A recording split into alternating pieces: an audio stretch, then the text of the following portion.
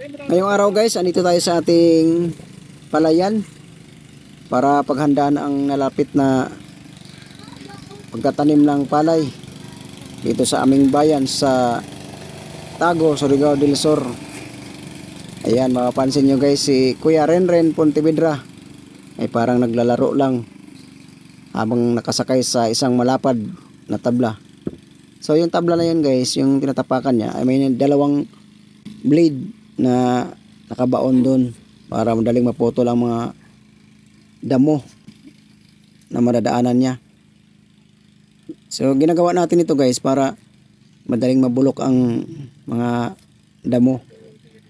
At susunod naman yan, gagamit tayo ng rotor o parmol para pagbungkal ng lupa. At umpisahan ng mag-ipon ng tubig. Ilagay tayo ng pilapil.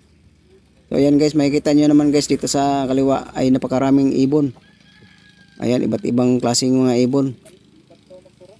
Ayan yung mga ibon na lagi nakapatong sa ulo ng kalabaw or sa katawan, lagi nakasakay sa kalabaw yan. Ayan, abang tawag ng mga ibon na yan mga idol.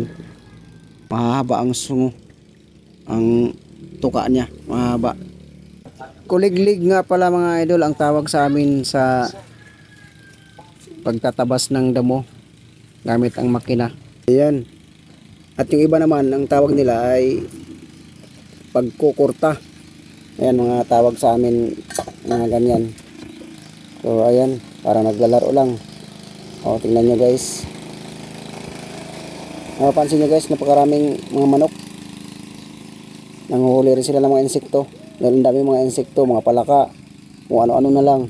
Ayan, makikita nyo guys, nagliparan na yung mga ibon. Napakarami talagang ibon. Karaniwang mga ibon yan nakikita natin sa mga palayan, yung nakapatong sa kalabaw. Ayan, napakarami. Ilang piraso kaya yan. So ayan, makikita natin si Kuya Renren, tinamad na. Nakaupo na siya sa may kahoy.